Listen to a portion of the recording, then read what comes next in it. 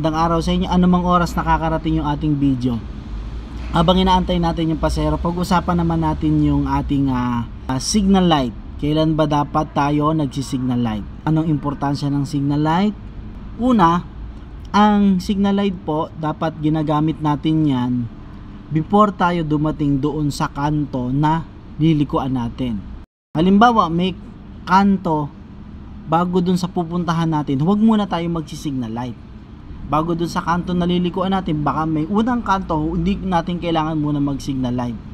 Ang gagawin po natin, magsi-signal light tayo pagdating dun sa susunod ng kanto na lilikuan na natin. Kasi malilito yung nasa likod o yung nasa harap kung mag-a-advance ka ng signal light na dalawang kanto pa o may isang kanto pa bago yung kanto na lilikuan mo, malilito ngayon yung sumusunod sa atin or yung nasa harapan natin. So isa po yon. Pangalawa naman, kung lilipat ka naman ng linya, mahalaga na 5 to 10 seconds ay makapag-signal light ka na para magbigyan babala naman yung nasa likuran mo. No? At tandaan natin, no, sa pag-signal light natin, minsan wala tayong nakikita sa mga side mirror, pero minsan sa likod meron. O kaya sa mga pagkakataon na nagsisignal light tayo ay meron pong nagugulan na lang tayo, may bigla na lang sumusulpot na mga motor, may liliko ka na lang, may motor pa. So kahit wala tayong nakikita, pagsanayan natin na nagsisignal light tayo. Merong silang sinasabi na ang signal light ay kinakailangan 30 meters before ka lumiko sa isang lilikuan, kailangan nakasignal light ka na. Meron naman nagsasabi dapat 5 to 10 seconds. Ano ba dapat, no? Ito yung atin, no? Ito yung ating binibigyang paalala. O, kung mabilis ka, edi gamitin mo yung 5 to 10 seconds. Kung mabagal ka, gamitin mo yung 30 meters. Kung mabagal naman. Kasi, so sobrang bilis mo, yung 30 meters, hindi naman naabot ng 5 seconds yon. No, ang mahalaga, mabigyan nating babala yung nasa likuran at yung nasa unahan na nakakakita sa atin. Ayon sa batas kasi, hindi naman binibigyan ng batas na sinasabing dapat 30 meters. Paano kung mabilis? 'Di ba? Wala pang 2 seconds 'yon. Yung mabilis ka na liliko ka, makakarating ka agad ng 30 meters. So paano 'yon? Ibig sabihin paliko ka na. Ang sinasabi ng batas, kinakailangan you have to signal your intention.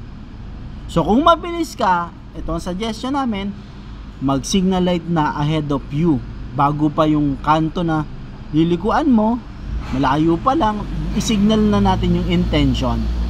Signal your intention para makaliko. Kasi failure to signal your intention ay 1,000 po yan sa violation. Mababait lang ang mga enforcer ngayon.